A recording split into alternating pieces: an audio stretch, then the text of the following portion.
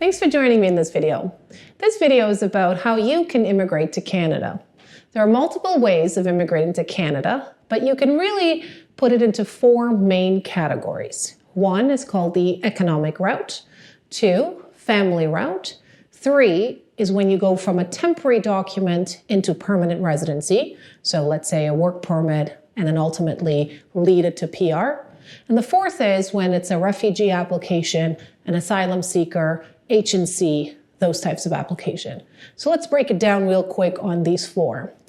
The economic route can be then subdivided into other applications. So the most common one is the express entry application. If you have tried to calculate your points under the express entry, I'm sure you're very shocked on how many points you need to gain to even get access to PR. A lot of people are struggling with even 490 points today.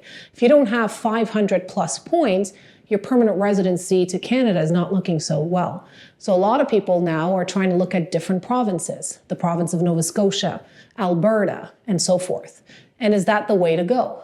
So in order to know which option is best for you, we would have to assess your education, your language, your work experience, your age, and so forth. And then we can analyze and see which economic route is best for you. And yes, unfortunately, with today's world, I do recommend highly for people to look at different provinces because the federal route of express entry seems almost impossible these days. The next big umbrella is the family category. So family category really is about mainly your spouse sponsoring you, your common law sponsoring you, or you sponsoring your dependent child, which is under the age of 22, parental sponsorship. Unfortunately, as I'm sure you've heard, those routes, the parental sponsorship is currently closed, but it is a route that periodically opens and closes. So under the family route, you're sponsoring a family member.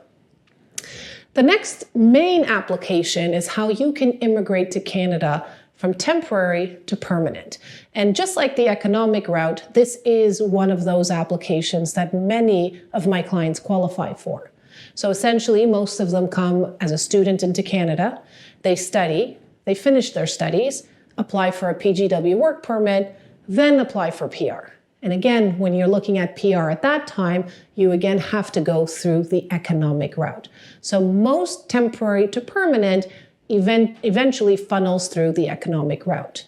Some of my clients, they come to Canada and have high hopes, but unfortunately, either their points are not there or something happens with their legal status, and they end up going with the fourth big umbrella, which is the asylum seekers, refugee, and or humanitarian and compassionate application.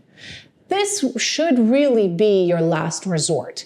This is a type of application where you essentially you're saying to the government that you have no alternative ways to immigrate to Canada, and this is your final resort. For refugee, you have to demonstrate fear of persecution of going back home. And for H&C, you have to demonstrate that Canada is your new home and all your ties or predominant ties are in Canada. If you're confused as to which route is best for you, please give us a call today. Thank you, and until next time.